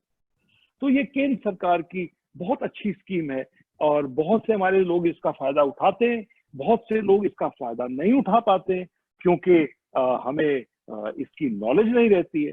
तो मैं इसीलिए समय लेके इसको बता रहा हूं कि 15% स्कीम सब्सिडी सरकार सबको देती है, और जो जनरल कैटेगरी के लोग हैं तो उन्हें ये मिलता है जब कोई मॉडर्न टेक्नोलॉजी में। लेकिन जो स्पेशल कैटेगरी बताया मैंने, वो साधारण मशीन भी खरीदते हैं तो भी उन्हें 15% की सब्सिडी मिलती है। तो हम उम्मीद करते हैं, हमने सरकार से रिक्वेस्ट किया है कि फिलहाल जो इसकी निवेश सीमा है कि 1 करोड़ रुपए तक का निवेश करिए तो 15 लाख रुपए तक ये मिलता है। तो हम चाहते हैं सरकार इसको कम से कम 5 गुना बढ़ाए और 5 करोड़ तक के निवेश पर कम से कम 75 लाख तक ये सब्सिडी होनी चाहिए, ताकि हम एक नए भारत के निर्माण में अपना सहयोग कर सके। हम सरकार से ये भी रिक्वेस्ट कर रहे हैं, जैसे मैंने बताया कि एक बिजनेस जो पिछले साल तक बहुत प्रॉफिटेबल है, बैलेंस शीट, इस साल उसकी बैलेंस शीट लॉस में चली जाएगी क्योंकि 2-2.5 महीना 3 महीना बिजनेस ही नहीं है, सेल नहीं। तो ऐसे में क्या बैंक अगले वर्ष उसका रेट ऑफ इंटरेस्ट बढ़ा देगा? क्या उसकी रेटिंग सिस्टम बदल जाएगा? तो सरकार को एक नए क्रेडिट रेटिंग सिस्टम की व्यवस्था करनी होगी, जो कि बैंक समझें कि कोरोना की वजह से बिजनेसेस में जो डाउनफॉल हुआ है उससे रेटिंग ना करें। एक बहुत इंपॉर्टेंट चीज और है, हमने देखा है कि आज एक और तो हम लोग चाहते हैं कि अपना कुछ डेट कंट्रोल कर लें, हम डिफॉल्टर नहीं बनना चाहते, कोई भी उद्यमी डिफॉल्टर नहीं होना चाहता। हम कह रहे हैं कि घर में अगर कोई पुरानी 2 कारें पड़ी हैं, या कोई ऐसी मशीन पड़ी है, या कोई ऐसा मेरा प्लॉट या फ्लैट पड़ा है जिसकी मुझे जरूरत नहीं है, तो मैं चाहता हूं कि जैसे ही मौका मिले उसको बेच के अपना बैंक का ऋण अदा करूं, कम से कम आगे के जीवन में एक डेट फ्री या जितना कम हो सके हम उस फोकस करें। लेकिन आज भी कुछ ऐसे बैंक हैं जो कि प्री पेमेंट चार्जेस और फोरक्लोजर चार्जेस की डिमांड कर रहे हैं 4 से 5% तक, कि आप उनको मान लीजिए 2 करोड़ का लोन है और आप उनको कोई चीज बेच के लौटाना चाह रहे हैं कि आप ये 2 करोड़ वापस ले लीजिए ऋण का, तो वो आज भी आपसे 8 से 10 लाख रुपए जुर्माना लगा रहे हैं ऋण जल्दी अदा करने के लिए, जिसे फोरक्लोजर चार्जेस कहा जाता है। तो हम ये बात भी, मैं इसलिए भी कह रहा हूं क्योंकि हमारे GJEPC के कई साथी हमारे साथ हैं, मैं उनको एक रिटर्न नोट भी अपनी तरफ से दूंगा कि मैं चाहता हूं कि ये डिमांड MSME सेक्टर से जुड़े हर काउंसिल की तरफ से सरकार को जानी चाहिए कि बैंकों को ये चार्ज नहीं लेना चाहिए ऐसे समय में जब लोग मुश्किल से अपना कर्ज अदा करना चाहते हैं या प्री पेमेंट देके लोन खत्म करना चाहते हैं। एक और चीज हमने देखी कि जो नए लोन अभी हमें ऑफर हो रहे हैं ये इतने साधारण नहीं। जैसे मैं अभी एक बैंक की गया, उन्होंने अपनी स्कीम मुझे भेजी, उन्होंने बोला कि यदि 1 वर्ष में पैसा वापस कर दो तो रेट ऑफ इंटरेस्ट लगेगा 6.5%, लेकिन 3 वर्ष में दोगे तो 8.5%। तो सुनने में बड़ा अट्रैक्टिव लगता है, केवल 6.5% पे लोन मिल रहा है और 20% लोन और ले लो, लेकिन 1 साल में कैसे आप 1 करोड़ रुपए अदा कर देंगे? ऐसा क्या जादू इस साल होगा कि 1 करोड़ लोन लेके आप इसी साल में 1 करोड़ वो लोन चुका देंगे 6.5% पे? ऐसा कोई जादू होने वाला नहीं। और 3 महीने का रेट ऑफ इंटरेस्ट 8.5%, और इसमें भी उन्होंने 3% प्री पेमेंट पेनल्टी लगाई हुई है कि अगर बीच में वापस कर दोगे तो आपको और 3 लाख रुपए जुर्माना देना पड़ेगा। तो दोस्तों, ये चीजें आप समझिएगा, जब भी कभी कोई लोन ले, इन चीजों को पूछिए कि क्या प्रीपेमेंट चार्ज है या नहीं है, या पहले साल में या सेकेंड ईयर या थर्ड ईयर में रेट ऑफ इंटरेस्ट में कोई बदलाव तो नहीं। एमएसएमई मिनिस्ट्री की 3-4 बहुत अच्छी स्कीम्स आज तक रही हैं। अनफॉर्चुनेटली 3 वर्ष से ये स्कीम्स भी काम नहीं कर रही हैं, जिसमें एक लीन मैन्युफैक्चरिंग स्कीम है, zero defect zero effect scheme है, और क्वालिटी सर्टिफिकेशन स्कीम है। तो जीजेईपीसी के माध्यम से भी, और हम आईएमएसएमई ऑफ इंडिया की तरफ से भी सरकार को अनुरोध कर रहे हैं कि ये स्पेशल स्कीम्स जो मैन्युफैक्चरिंग सेक्टर के लिए है, जिसका बेहतरीन लाभ हमारे खासकर जेम्स एंड ज्वेलरी सेक्टर के मैन्युफैक्चरिंग एमएसएमईज उठा सकते हैं, ये फायदे से अभी वो वंचित हैं। तो जैसे मैंने बताया कि आज की डेट में बहुत सारी स्कीम्स काम नहीं कर रही, जो कर रही हैं उसमें कुछ कंडीशंस ऐसे हैं कि हर आदमी तक वो व्यवस्था पहुंच नहीं रही। और सरकार ने एक और बड़े उद्योगों को मतलब उन्होंने एक रिलीफ अनाउंस किया। उन्होंने कहा कि प्रोविडेंट फंड में यदि 100 से कम लोग हैं और 90% यदि 15,000 से कम की तनख्वाह लेते हैं, तो ऐसे में सरकार जो है 6 महीने तक प्रोविडेंट फंड एम्प्लॉय का भी और एम्प्लॉयर का शेयर भी सरकार भरेगी। लेकिन सरकार ने इसमें 2 कंडीशन लगा रखी है कि 100 से कम होने चाहिए कर्मचारी। तो अगर किसी के पास 100 से अधिक कर्मचारी हैं तो उसे इस स्कीम का लाभ नहीं मिलता। और उसी तरह 90% कर्मचारियों की तनख्वाह 15,000 से कम होनी जरूरी है। तो ये 2 कंडीशन लगा के सरकार ने एक और जहां इसका फायदा तो दिया है, बट सच तो ये है कि हजारों उद्योग अभी भी इस स्कीम से बाहर हो चुके हैं।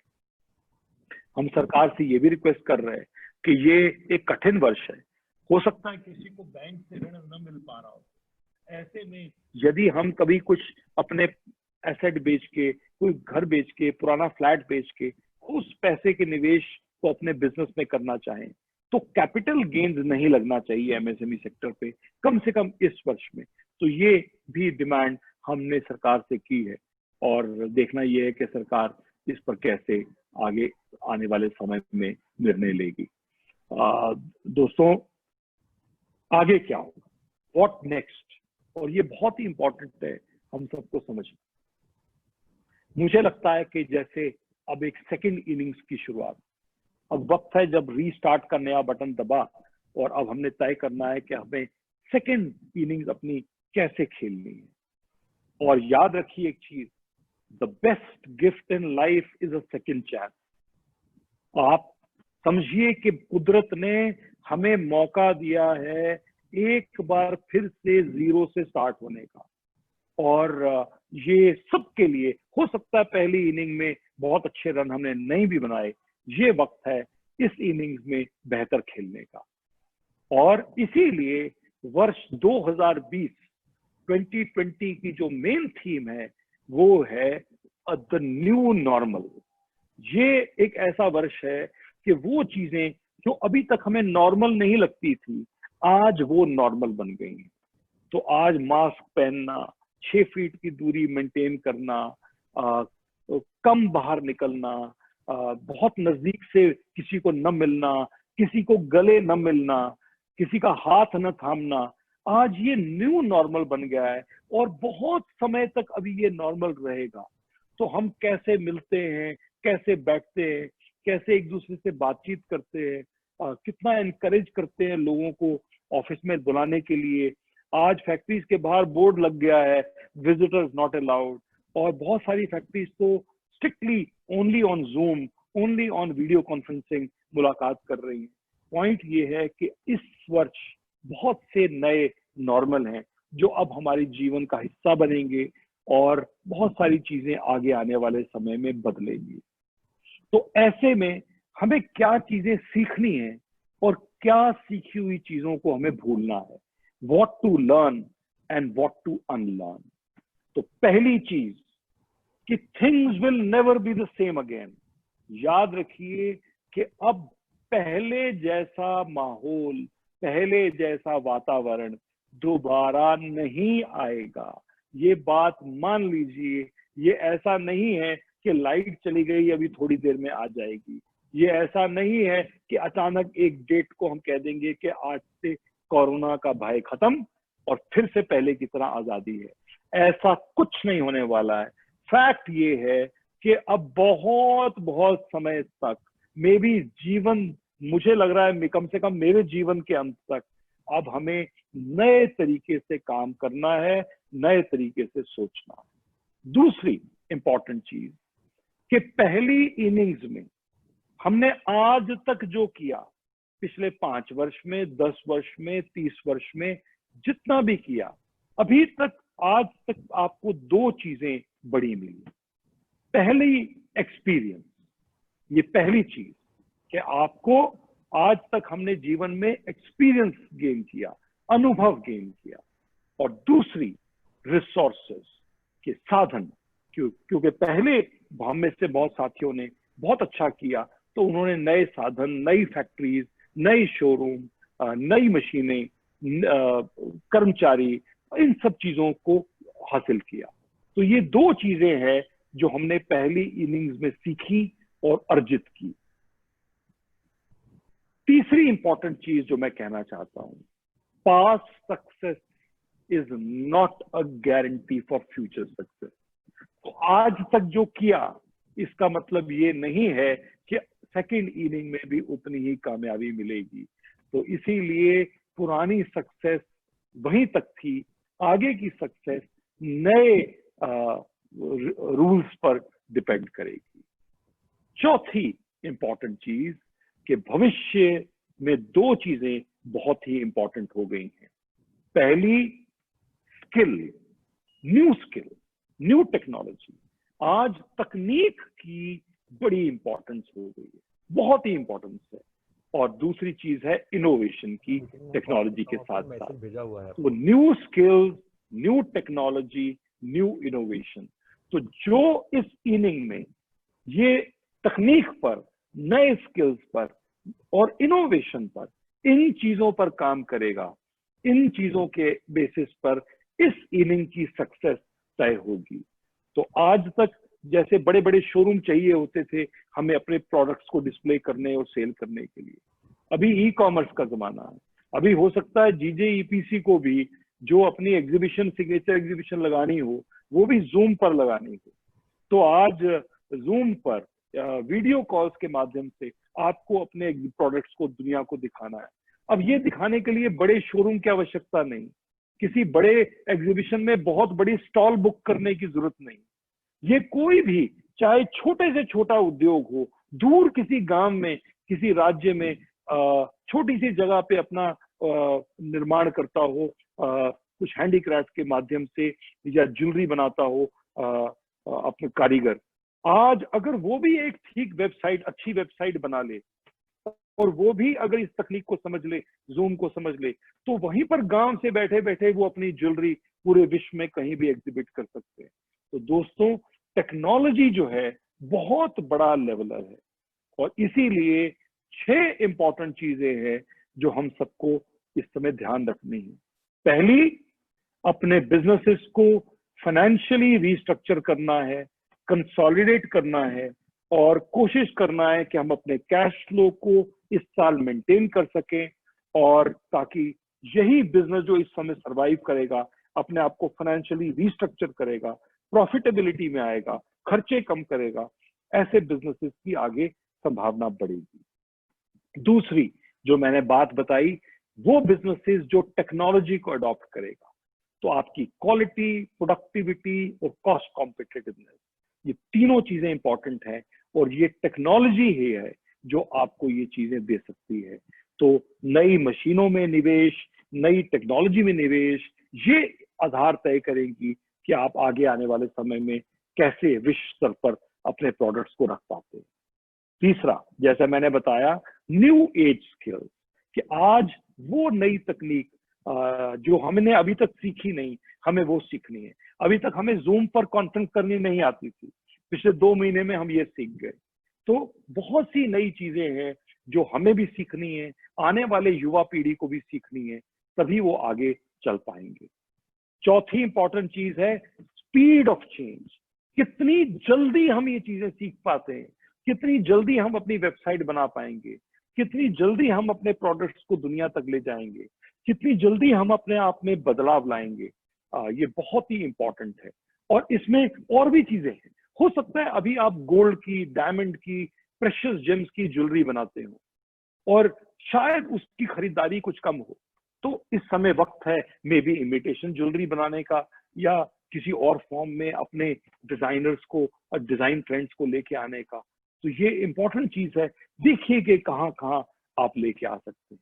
पांचवी चीज है सस्टेनेबिलिटी, कि हम अपने बिजली को, पानी को, हवा को, हर चीज को स्वस्थ रखें, सुरक्षित रखें, क्योंकि सस्टेनेबिलिटी है तभी हम आगे स्वच्छता से एक हेल्थी एटमॉस्फेयर में काम कर पाएंगे। और छठी अंतिम चीज ये है कि हमें इतना अच्छा प्रोडक्ट्स बनाने हैं हर चीज में कि भारत की डोमेस्टिक मार्केट भी हमारी हो और विश्व की मार्केट में भी हम एक्सपोर्ट करें। तो go local and go global, ये दोनों चीजें इंपॉर्टेंट हैं। और इसीलिए सेकेंड इनिंग्स के लिए आपको रीसेट होना है, रीफोकस करना है और फिर रीस्टार्ट करना है, ताकि आप आगे इस सेकेंड इनिंग्स के लिए बेहतरीन तरीके से तैयार रहें। IMSME ऑफ इंडिया हमारी ऑर्गेनाइजेशन है, इसके ऐप को आप नेट पर जाके डाउनलोड भी कर सकते हैं। इसमें B2B प्लेटफॉर्म भी है, आप इसके साथ जुड़ भी सकते हैं imsmeofindia.com पर जाकर। और आज के सेमिनार में मेरी यही प्रेजेंटेशन थी, और मैं अब आप लोगों से कहूंगा कि आपके यदि कोई प्रश्न है, यदि मैं किसी चीज का उत्तर दे सकूं, तो आपका स्वागत है। सर, क्वेश्चन आंसर सेशन में क्वेश्चन आंसर टैब में क्वेश्चंस आए हैं। मैं चाहूंगा सर एक एक करके क्वेश्चंस को आप देखें और अगर उसका आंसर आप देंगे तो आपकी बड़ी कृपा होगी। सर प्लीज, मैं क्वेश्चन ही देख रहा हूँ।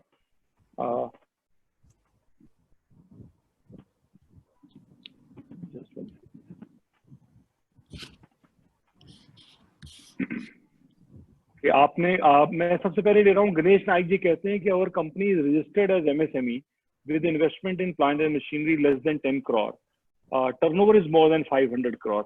तो ऐसे में हमारी डेफिनेशन में हम कैसे आएंगे?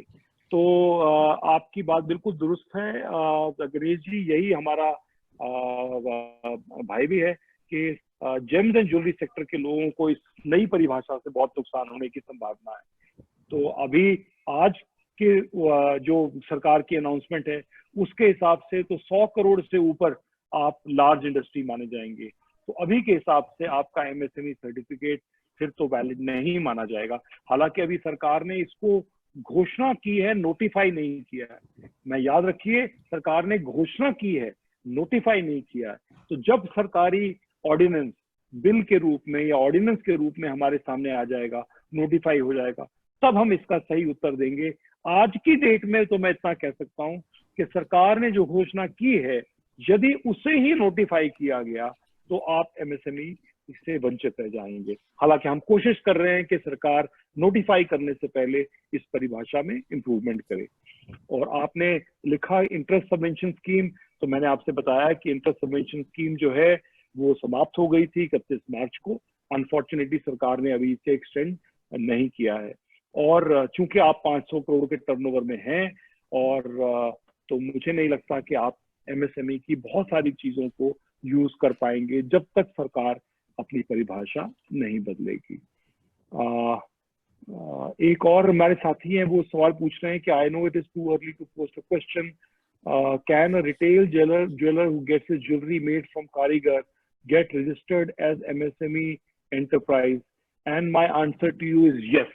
हमारे बहुत से साथी हैं, वो अभी भी अपने आप को प्योर ट्रेडिंग में लेके चलते हैं, जबकि मेरा मानना है कि कोई भी प्योर ट्रेडर नहीं होता।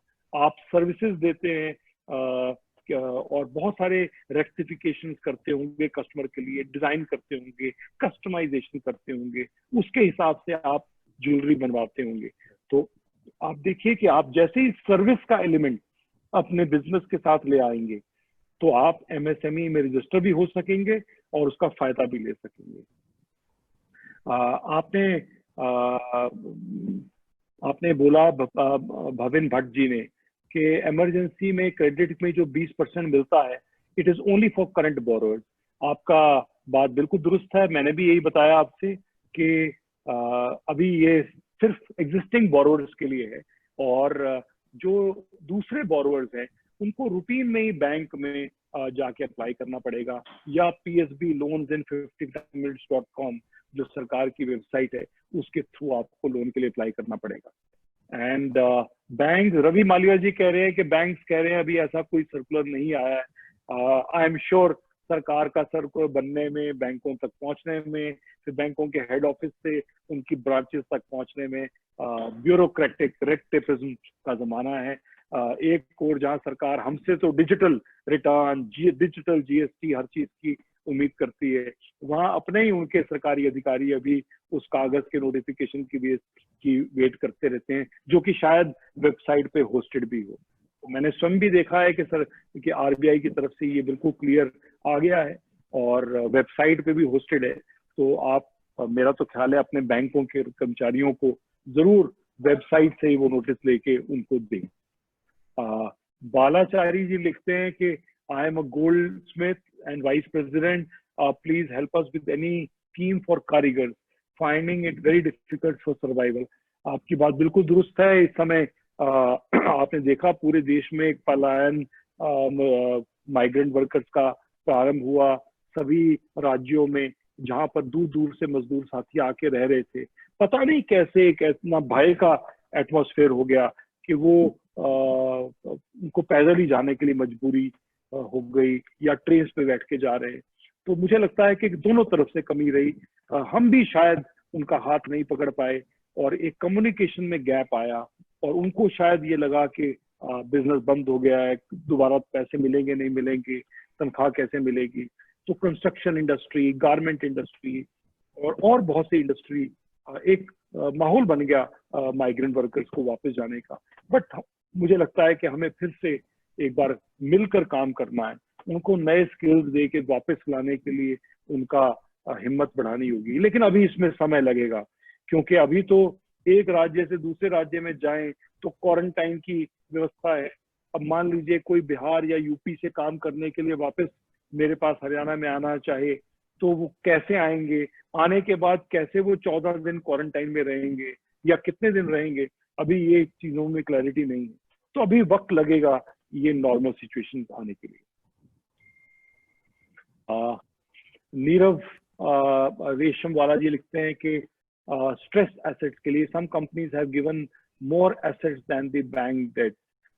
देयर इज अ स्कीम, जैसे कि मैंने बताया कि डेट सबऑर्डिनेशन स्कीम, हालांकि बहुत आसान स्कीम नहीं है, लेकिन अगर कोई स्ट्रेस्ड यूनिट है और NPA है तो एग्जिस्टिंग बैंकर से जाके मिलिए, और कभी व्यक्तिगत तौर पे अगर आप मुझसे बात करेंगे या मिथिलेश जी से आप मेरा नंबर ले सकते हैं, तो मैं आपको तब और इस पर गाइड कर सकता हूँ।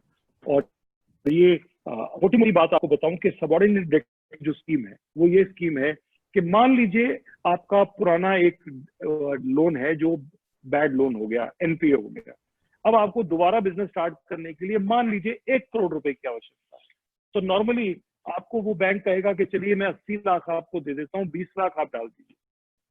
तो अब हो सकता है किसी उद्यमी के पास 20 लाख रुपए भी ना हो अपने बिजनेस में दोबारा डालने के लिए, तो ऐसे में आपके 20 लाख में 15 लाख का और आपको लोन मिल जाए, केवल 5 लाख आप डालें और 95 लाख लोन हो जाए।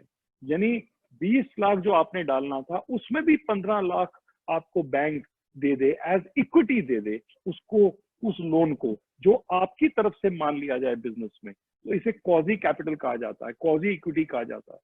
तो ये एक व्यवस्था स्कीम बनी है, बहुत आसान नहीं है इसको, आई एम श्योर इसमें बहुत तकलीफ होगी बैंकों की मंजूरी लेने में भी लेकिन फिर भी एक स्कीम सरकार ने सबके लिए दी है।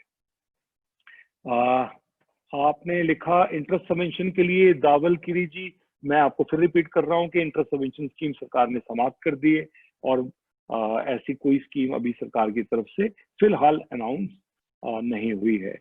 एंड केशा जी लिखते हैं कि MSME में, हाँ, आप आज भी अपने आप को रजिस्टर कर लेंगे तो आपको MSME की बेनिफिट्स मिलेंगे। तो जरूरी नहीं है कि आपने लेट किया, तो आप आज भी चाहें तो अपने आप को एमएसएमई में अगर रजिस्टर कर लें तो ये बेनिफिट कम से कम आज के बाद आपको मिलने प्रारंभ हो जाएंगे। एंड एमएसएमई की रजिस्ट्रेशन बहुत ही सरल है, ऑनलाइन प्रक्रिया है।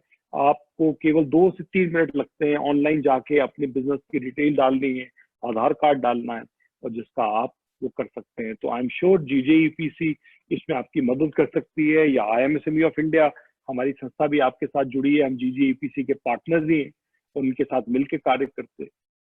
एंड और मैं देख रहा हूँ कुछ नए सवाल अगर मिलेंगे तो 15% की जो कैपिटल सब्सिडी है ये मिलती है, बट इसमें कुछ शर्तें हैं। पहली शर्त ये है कि बैंक से लोन इम्पोर्टेंट है, बिना लोन के अगर आपने कोई मशीन ली है तो उस पर आपको ये कैपिटल सब्सिडी नहीं मिलेगी, तो ये जान लीजिए। एंड कुछ लोग मेरे कॉन्टैक्ट डिटेल्स मांग रहे हैं, वो चाहे तो मेरी ईमेल आईडी नोट कर सकते हैं, chairman@iamsmeofindia.com, chairman@iamsmeofindia.com। सर हम ग्रुप में पूरा शेयर कर देंगे सर, पूरे ग्रुप में हम शेयर कर देंगे। जी जी जी, बिल्कुल बिल्कुल बिल्कुल ठीक है। एंड क्लस्टर स्कीम्स बहुत सारी हैं। क्लस्टर में आप ग्रुप मिलकर कुछ मॉडर्न महंगी मशीन को खरीद सकते हैं और उसका 90% तक आपको उसकी सब्सिडी मिलती है। तो कुल मिला के बोलूं कि अगर 2 करोड़ की मशीन हो, 10 लोग मिलकर उस मशीन को लें, तो वो 10 लोगों को केवल 2-2 लाख रुपए डालने हैं, तो 20 लाख रुपए इकट्ठा होगा और 1,80,00,000 रुपया आपको ग्रांट सब्सिडी मिल सकती है। तो 10 लोग मिलकर 2 करोड़ की मशीन लेकर एक कम्युनिटी प्रोजेक्ट पे काम कर सकते हैं। ऐसी व्यवस्था हमारे एमएसएमईज के लिए है। एंड तो ये क्लस्टर के लिए है। और इसके अलावा मैं विभिन्न राज्य सरकारें भी काफी सब्सिडीज और सपोर्ट देती है।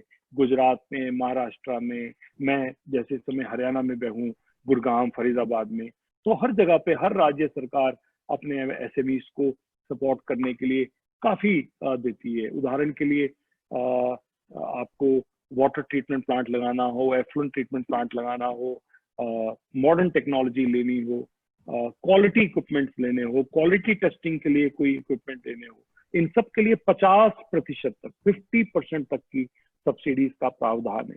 और सारी सब्सिडीज को अगर मैं टोटल कर लूं तो लगभग 1 करोड़ रुपया एक यूनिट को सब्सिडी मिल सकती है। ऐसा प्रावधान एमएसएमईज के लिए है। कभी कभी हम ही जागरूक नहीं होते, इसीलिए हम इसका फायदा नहीं उठा पाते। एंड मैं और देख रहा हूँ कुछ सवाल नए बहुत से साथियों ने लिखे हैं, ज्यादातर रिपीट क्वेश्चंस हैं, तो इसीलिए मैं वो रिपीट क्वेश्चंस को नहीं ले रहा हूँ। मैं एक चीज जरूर कहूंगा आप सबसे, आप एक चीज में आप सब लोग बहुत ज्यादा सौभाग्यशाली, और वो ये कि ऐसे समय में गोल्ड का जो रेट है उसका दाम काफी बढ़ गया है। तो हमारे तो रॉ मटेरियल्स, जैसे हम लोहे का काम करते हैं तो वो पड़े पड़े जंग भी खा गए और लाखों रुपए का हमारे रॉ मटेरियल्स खराब हो गए पड़े पड़े।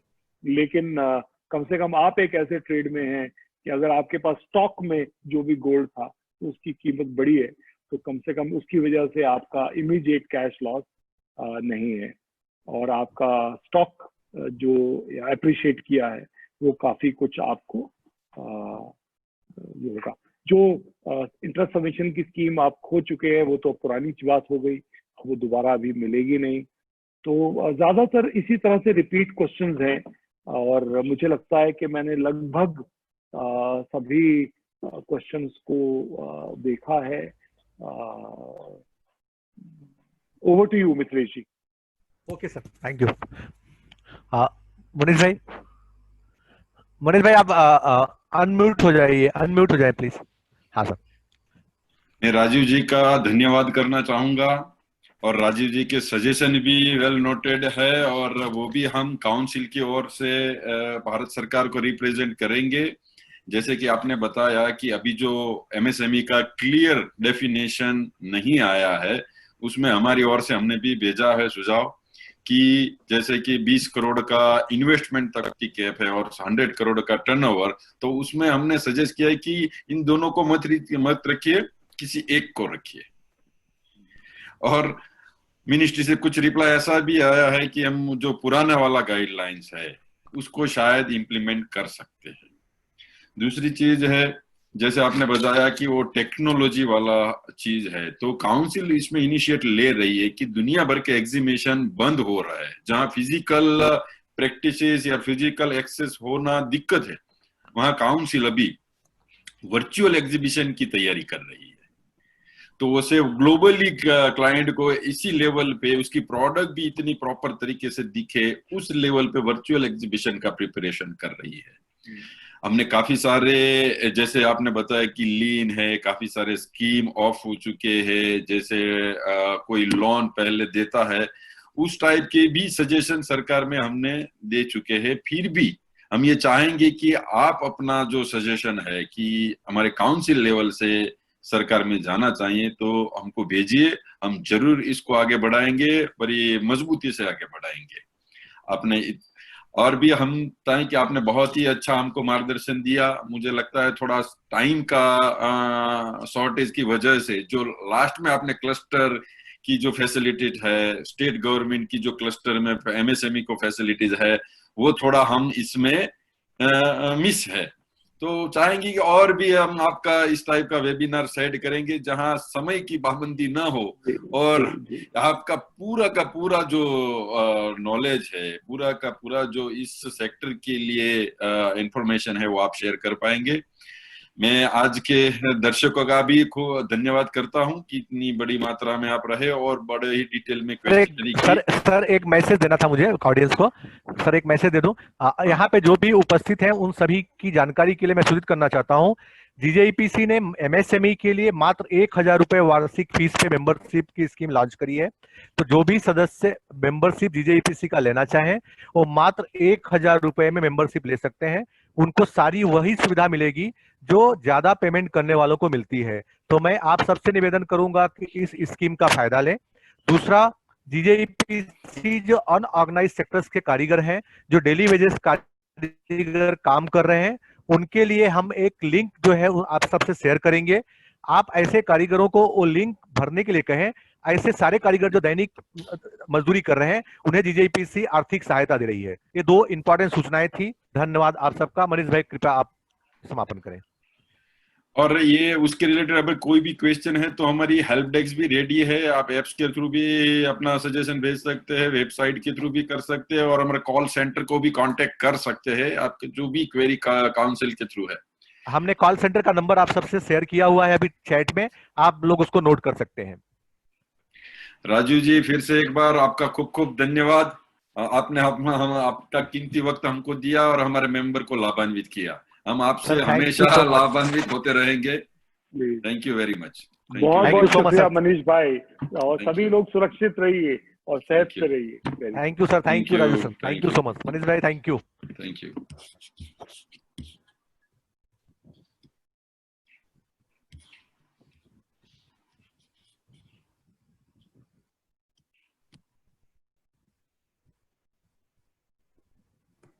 पांडे जी हो गया क्या? हाँ स्टॉप कर दो ना। हेलो, हाँ क्लोज करो। स्टॉप करूं? हाँ हाँ एंड कर दूं? हाँ एंड कर दीजिए। धन्यवाद। वेलकम।